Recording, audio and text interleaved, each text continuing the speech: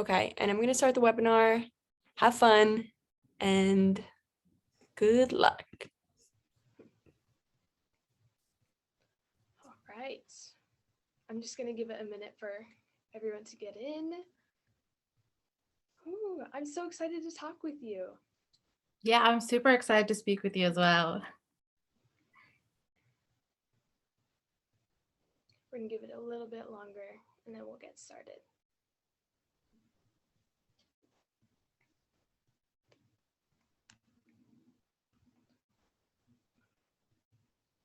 All right, we're going to jump right in. Good evening or afternoon, depending on where you are. I'm Avery, also known as @ReadByFinn, and thank you all so much for coming to our Sapphic Lit Book Club author event. Our book club on Fable began reading together late last year, and we focused primarily on discussing Sapphic books. If you haven't already, you can join and start reading and discussing with us at fable.com/readbyfinn. On the Fable app, we are able to read and share annotations and start conversations directly inside of the ebook. It's kind of like Wattpad combined with our club pick. So today, I am honored to be welcoming the incredible author of our latest read, Honey and Issues Guide to Fake Dating, Adiba Jaigirdar. Hi! Hi, thank you so much for having me. We're so glad you could be here. So, Adiba Jaigirdar is a Bangladeshi Irish writer. Her debut novel, The Henna Wars, is listed as one of Time's 100 best YA books of all time. She was born in Dhaka, Bangladesh, then alternated between living in Saudi Arabia and Bangladesh as a child. At age 10, she and her family immigrated to Tullamore, Ireland, and she has lived in the Dublin area ever since. Throughout much of her life, Adiba has been one of the few people of color in a room, an experience which has shaped her writing.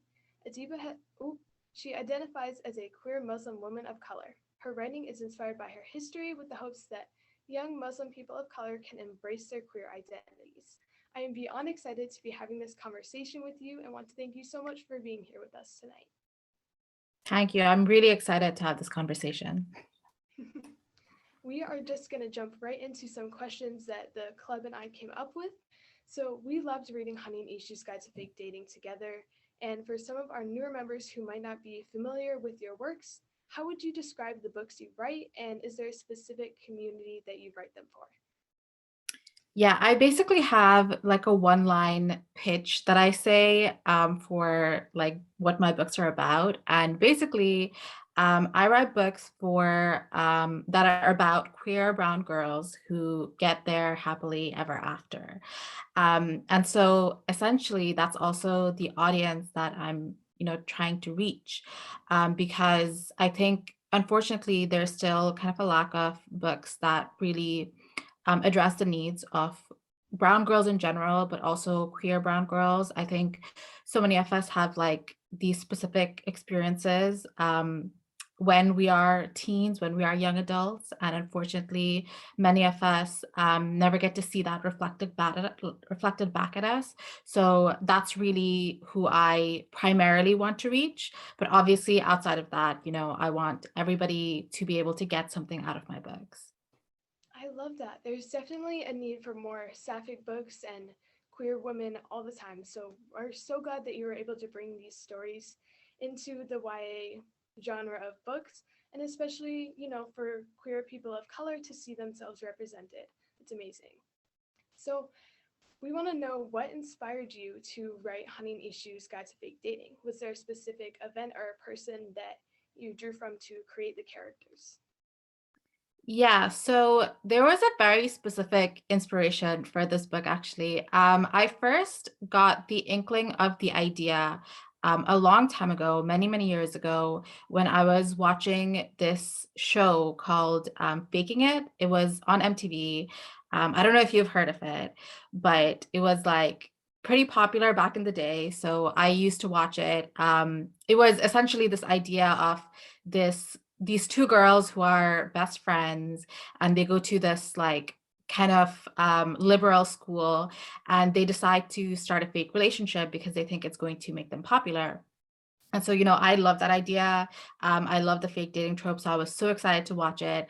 But unfortunately, as I was watching, I was really disappointed by the way the show kind of addressed just like queerness in general, but specifically how it addressed being bisexual. I felt it was often like quite biphobic, and at the same time, the main character who I think like she was kind of gravitating towards identifying as lesbian. She kind of fell into this trope of, you know, falling in love with her straight best friend, and so that really frustrated me. And I got like so angry. I was like, I want to write a story like this, but I want to do it right. I want to do it so that, you know, the queer girls can kind of get there happily ever after. And so I have like a little spreadsheet where I put down all my ideas. So at the time when I was watching the show, I wrote down that I want to write a sapphic fake dating story, but I had no idea what I wanted it to be. So for like years, I kind of thought about it a lot. And I was like, why would these two like queer girls be fake dating? What would be the reason for it? And like a long time after, years after I wrote that down, I finally got the idea for like why these two people would be in a fake relationship. And just after that, you know, everything came together and I had a full-fledged idea for the book. That's so interesting. I'm always amazed at how authors bring in inspiration from a whole bunch of different places. I would never be able to do that. But I think you were talking about how the show didn't handle bisexuality in a very respectful and accurate manner. And I think that that's one of the things that I love about Honey and Ishu is the bisexual representation, because it's handled with such grace and care, and it's just beautiful representation that I'm so glad I was able to read while I'm still exploring my own identity. Thank you. I really appreciate that. Oh.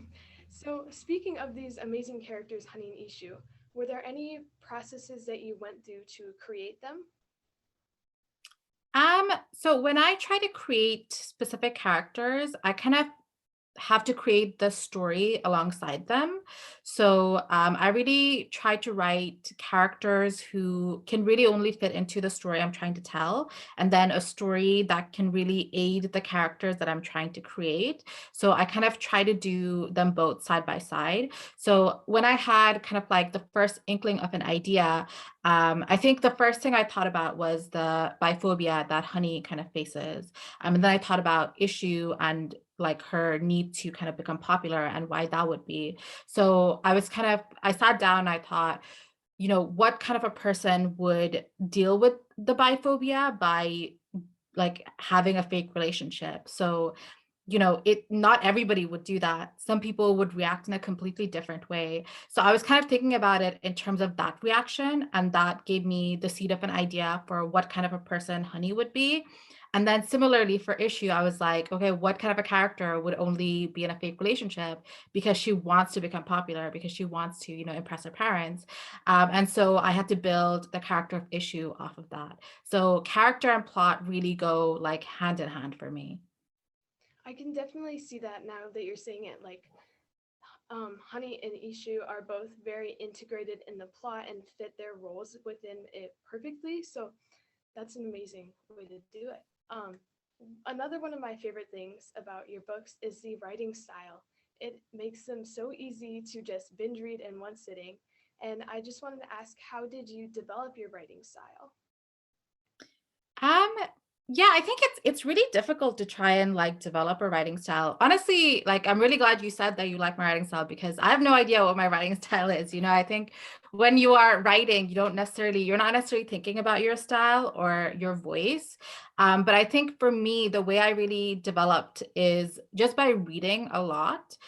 So before I wrote my debut, The Henna Wars, I was reading a lot of like YA romances because I really wanted to write a YA romance. So I read Simon versus the Homo sapiens agenda. I read To All the Boys I've Loved Before, When Dimple Met Rishi, just like all of these books that were kind of source of inspiration for me. And I was kind of trying to see how these authors did their voice, how they worked on their dialogue, how they worked on like all of these things. And so I think I just kind of absorbed a lot of that, and that helped me kind of try and create my own unique style. So I think that's really the best way you can do it because like style can't be that unique because at the end of the day we're all writing like the same words, you know. So I think if you can just read really widely, you will just absorb a lot of it, and then that will all go into creating your own style. I'm not a writer in any capacity. I'm going to stick with reading. But writing styles seem like such a complicated thing to, put together and find your voice. So I really applaud you for how clear your books, convey their messages. It's amazing. I sat down to read Honey and Issue and ended up finishing it all in one sitting because it was just so compelling. So when you're writing, do you like to plan out the plot of your novel before you start, or do you start writing and let it come together? So I kind of do a little bit of both. With both the Henna Wars and Honey and Issue, I definitely pantsed both of those books. Honey and Issue, especially, I just knew I wanted to write the fake dating story. I had like a little bit of an idea. And then I just sat down and wrote the whole book. And it took me, I think, 30 days to write it. So I also wrote it like really, really fast, almost like I just needed to get the story out of me. So I didn't have like any kind of a plan about what needed to happen in the book. I had an idea that, obviously I wanted the girls to have like a happy ending. I wanted them to be together in the end. But other than that, everything was just completely pantsed. I had no idea.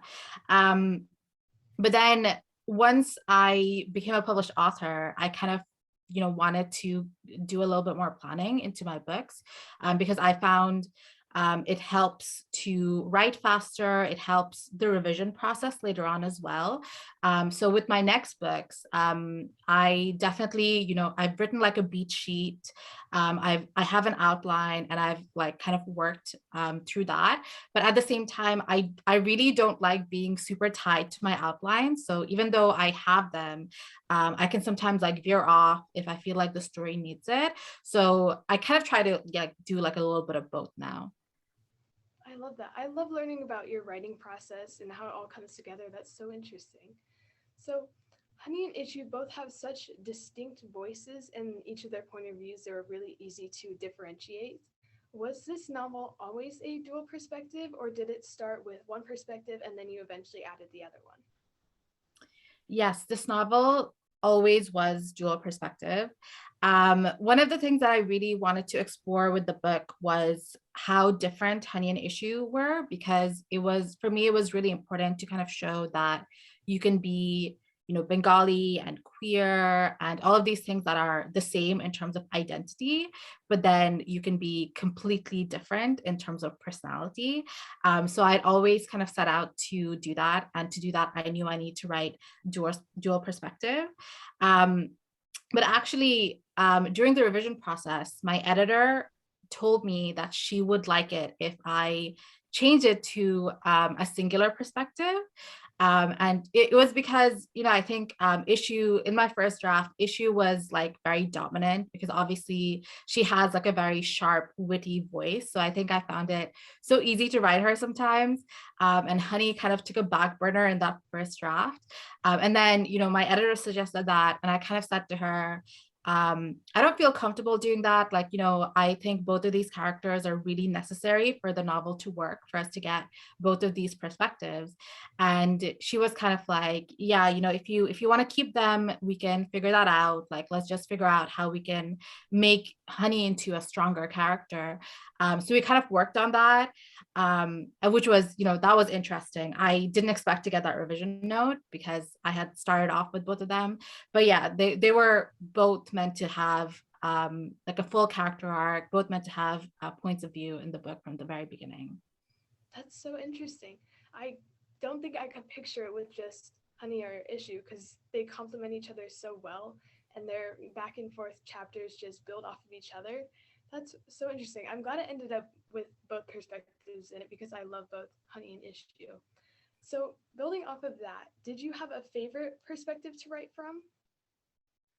Um, yes and no. I think they both kind of had there was stuff I liked about writing for both of them, and there were things that I didn't like for both of them.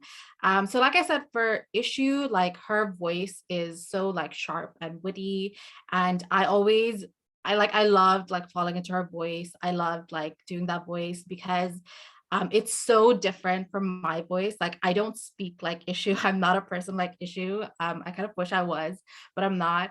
So it was really nice to kind of be able to change that voice and to write and be so kind of sharp and acerbic and not care about anything in the world.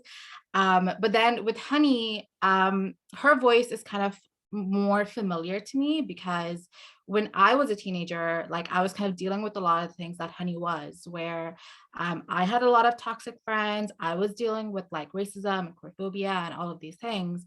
And definitely had a lot of like internalized things that I needed to work through. And so for Honey's perspective, it felt a lot more personal, which meant sometimes it was a little bit more difficult because I had to like unpack a lot of things. But also, I think at the end of the day, it was much more rewarding because it was almost kind of cathartic to be able to write her. Mm, that's so interesting. It's writing from a perspective that you might not be super familiar with, or it's not your own personality, seems so challenging. But I feel like Issue's done so well, and just she's an amazing character. And Hani as well, that's I love how you were able to integrate some of your own things into the book, and both perspectives just turned out amazing. So both of your currently published novels, The Henna Wars, which I have right there, and Honey and Issue, are contemporary romances, but your next novel, A Million to One, is a historical fiction. So was there a specific reason that you decided to write in this different genre? Yes, so I am a historian in that I did my undergraduate. I have a double major. So I studied English and I studied history. And then I went on to do a master's in post-colonial studies. So I've always been really interested in history and specifically like colonial history, especially, being from Bangladesh, which only gained independence in 1971, and Ireland, which again gained independence like quite recently as well. 1922, we gained independence.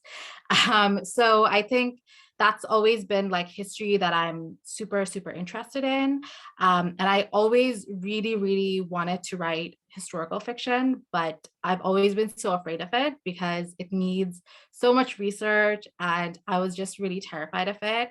Um, but then, obviously the history of the Titanic is really tied up with Ireland. And I went to Belfast, which has the Titanic Museum, and it's amazing. So if anybody ever goes to Belfast, I definitely recommend checking out the Titanic Museum.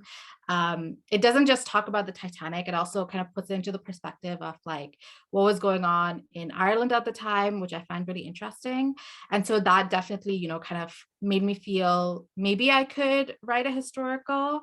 Hopefully I did an okay job. I still feel afraid to write historicals, but hopefully it's okay. I'm sure it's going to be absolutely amazing. I'm going to be over in Europe for a little bit of time this summer, and I'm really hoping to get to see the museum and everything to learn more about that because it's very, very interesting to me as well. And I'm very excited to have, a diverse historical fiction novel set during that event because I feel like it's not something that a lot of novels include, queer people and people of color and stuff. So I'm very, very excited for that. I just remembered that when we were having our original chat discussion on Fable for Honey and Issue, somebody asked, what classes have you taken that have helped you write your books? So that could be involved in your historical knowledge. So I just wanted to ask that. Okay, that's a really good question. I think the most important class that I probably have taken, and I took it twice because I had to take it once for my undergraduate and then a more advanced one for my postgraduate, was probably critical theory.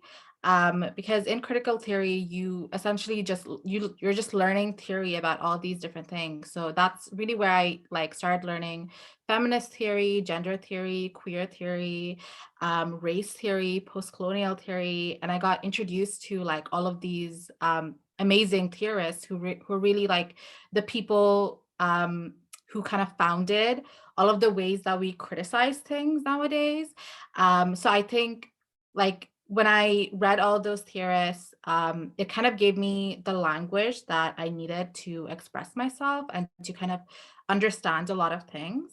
And I think subconsciously, a lot of what I learned there really goes into my writing.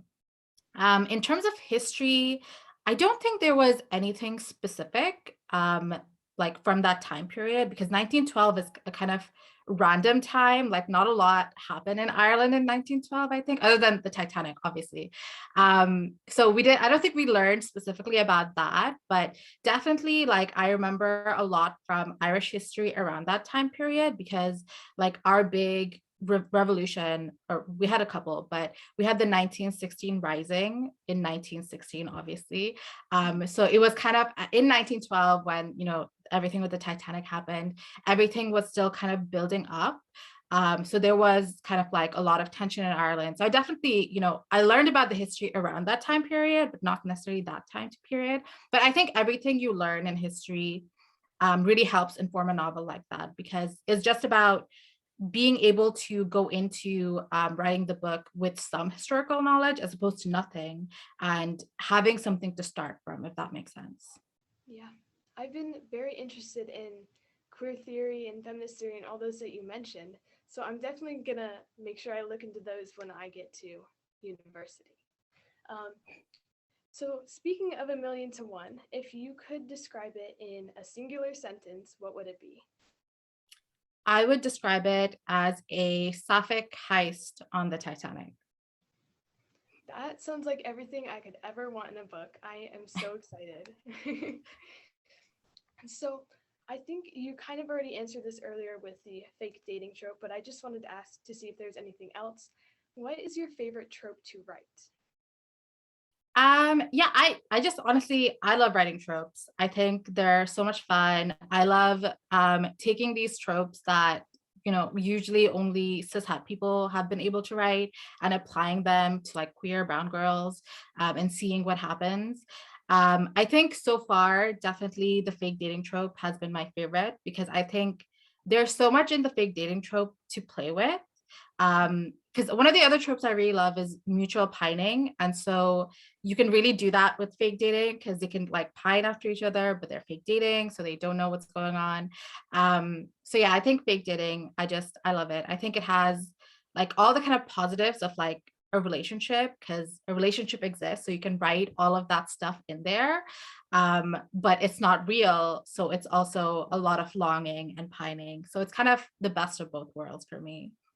Yeah, fake dating is one of my favorite tropes to read just because of how complex it is and how many, different layers there are between the characters, and to see their eventual like relationship in the end is always so rewarding and exciting. So I can definitely see that. So I just as a general question, do you have any updates on books that you have coming out in the next years? Yes. So obviously we spoke about A Million to One, so I won't go into that. But after that, in 2023, I have a book called Don't I Fall in Love. And that's another rom-com, and it's about this girl called Shirin, who is Bangladeshi Irish, and she enters this Great British Bake Off style competition.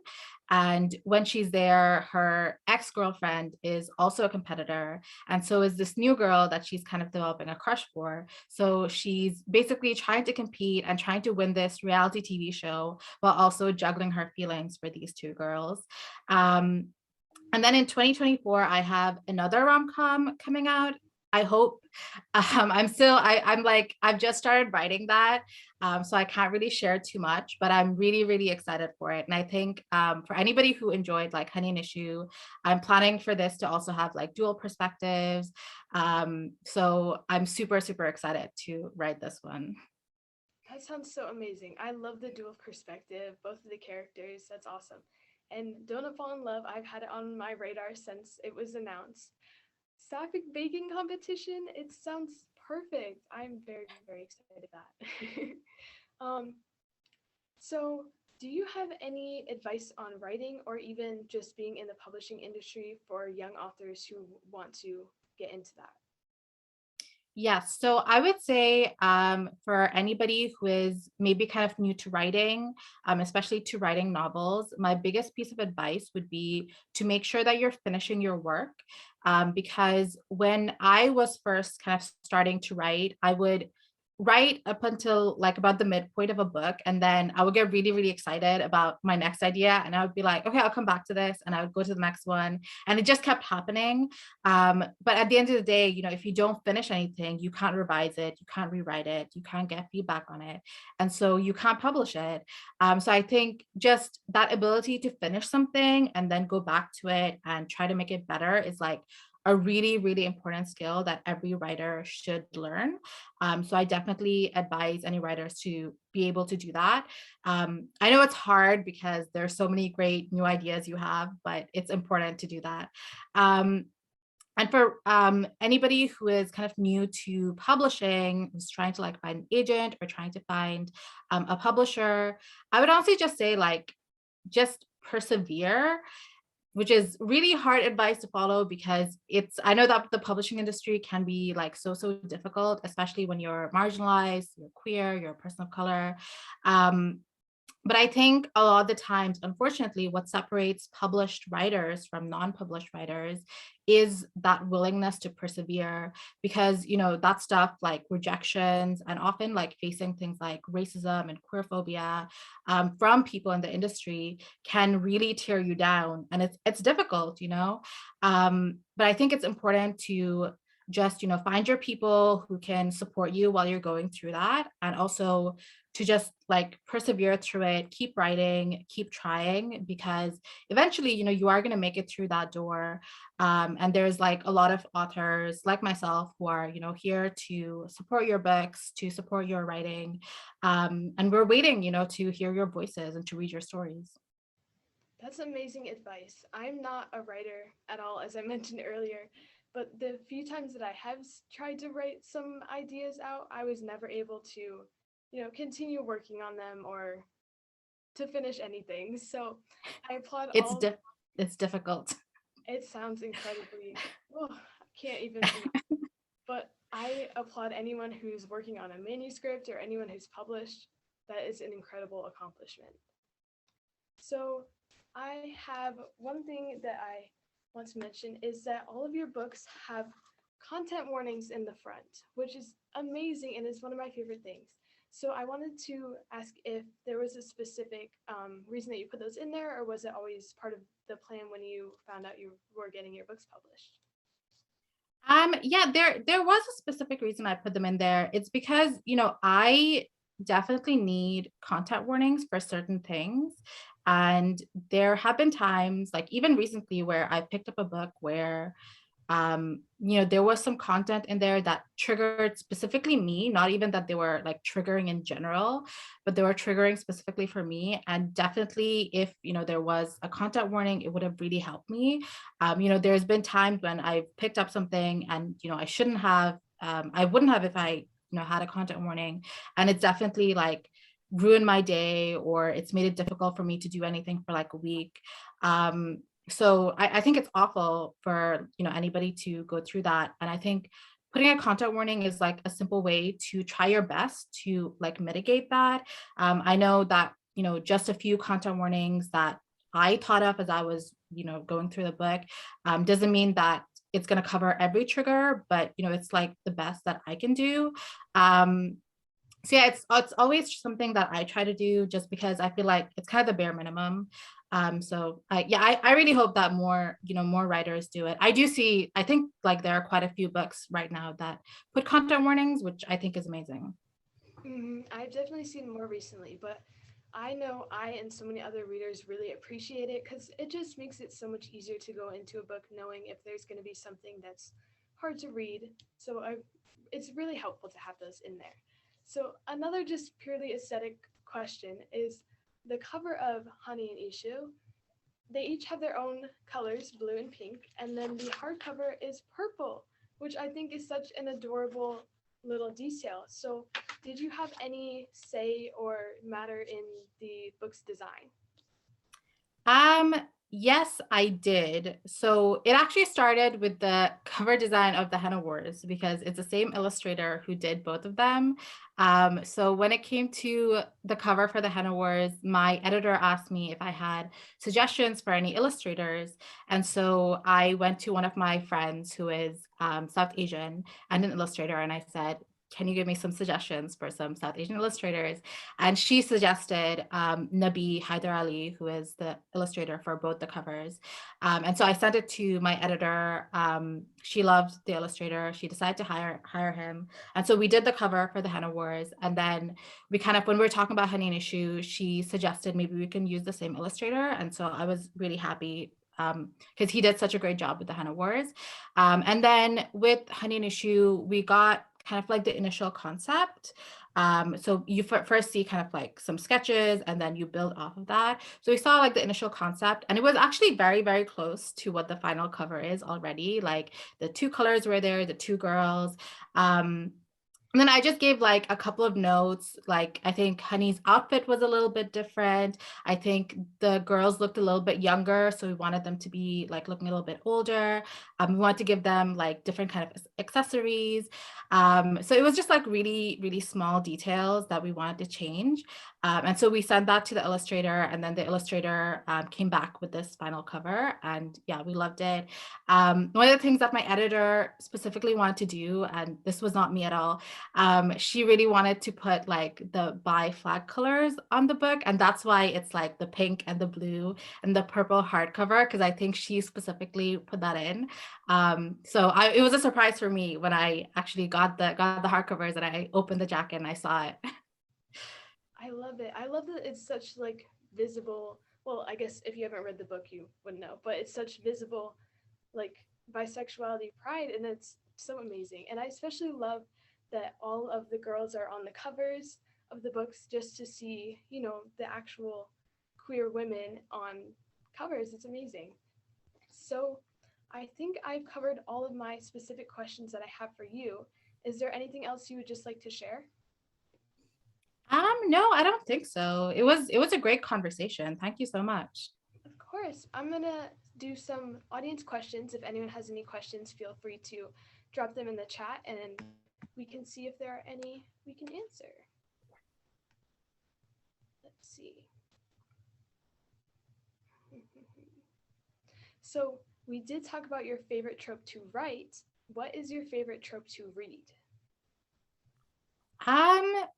There's so many great tropes. As I said, like I just love tropes so much. Like just give me anything, any trope, any romance trope specifically, like I will read it. I'm a big fan, other than fake dating, I'm a big fan of enemies to lovers. But I find it really difficult to find books that do enemies to lovers right for me. So there are a lot of books that I love that have enemies to lovers, but I really love Kelly Quinlan's She Drives Me Crazy. I think that does a great job with enemies to lovers. So yeah, that would be like a really good one. If anybody's looking for like a sapphic enemies to lovers kind of book, I definitely recommend that. That one's been on my radar for quite some time, so I'm definitely going to pick it up. And I know one of my very close reader friends recently read it and she loved it too, so I definitely need to pick that one up. Sophie M is asking where the best place is to follow for updates on your books. The best place is probably Instagram or Twitter. I update both of those quite frequently. So my Instagram, you can find me at DIBS_J. And then my Twitter, you can find me at Adiba_J. And otherwise, I mean, I frequently update my website as well. So you could also check that out. Perfect. So Julie is asking, who are your favorite authors to read? A difficult question. Definitely Kelly Quinlan, since we were just talking about her. She is a friend of mine, but also I read her book Late to the Party before I knew her at all, so it's an unbiased opinion. But yeah, I think both Late to the Party, She Drives Me Crazy. I haven't read her first book, which she self-published, but I've heard great things. So she's definitely like an amazing author. And then one of my favorite authors is actually Nina LaCour, who also writes like these amazing Sapphic books. And I've basically read like everything she writes, and I'm obsessed with her. And then, behind you, I also see Girls of Paper and Fire by Natasha Nayan, which I absolutely adore. And Natasha is also like such a lovely person. I got the privilege of meeting her at like Yelp in 2019. She was super nice. And also I see, sorry, I'm just picking books off your bookshelf, but I also see, because you have so many great Sapphic books there, but I also see, You Should See Me in a Crown by Leah Johnson, which I think is so amazing. And I think it does a great job at like taking, something that has almost belonged to like cishet people for a long time, like this idea of prom and getting like this big romance there, and gives it to like this queer Black girl, which I think is amazing. And similarly, I love like Kaylin Barron, Cinderella is Dead, This Poison Heart. I think what she's doing with like in the queer space is absolutely amazing. So those are some of the authors that I love to read. Yeah, I've read We Are Okay from Nina LaCour, and I've been meaning to pick up all of her other novels because that one was just amazing, and I think I read it in like 2 hours or something crazy. You Should See Me in a Crown is one of my favorite contemporary books of all time. I'm so glad you love that one. It's just so wholesome. Let's see. Sophie M is asking, would you ever write a book that wasn't YA, so adult or middle grade? Yes, I definitely would. I try to write like everything. I just love books. I love reading everything. I love writing everything. I can't really share too much about this, but I am working on a middle grade. So hopefully, I can share more about that in the future. I'm also like, I'm writing by myself. I'm attempting to write like an adult, but nothing from publishers yet, but we'll see. We'll see what happens. I really try to dabble in like a lot of different genres, a lot of different age categories. So if it were up to me, I would be writing everything all at once, but I don't think that's like, physically possible even, but I hope that in my career, I get to write a lot of different things. Yeah, hopefully that all gets, out in the world, because I would love to read a middle grade or an adult or anything from you, because I adore all of your novels. So let me see. I don't think we have any more audience questions. So before we wrap up, I'd love to share my favorite quote from Honey and Issue, which is, sometimes I think that maybe I like guys more as a concept than a reality, and girls more as a reality than a concept. And this quote has resonated so deeply with me, as I'm sure it has for so many other people who are exploring or have explored their sexual orientation and identities. So I just want to say I truly appreciate the wonderful Sapphic representation that you have brought into the YA category. So thank you so much for joining us, Adiba. It was such a pleasure to have this conversation with you. And I am so excited to hear all of your insight that you shared with us. Everyone, you can find out more about Adiba at her website, adibajaigirdar.com. Thank you again, Adiba. I hope everyone had a wonderful time. Thank you. Thank you so much. It was amazing speaking to you and to speak to everyone here as well. I'm so glad we got to have this conversation.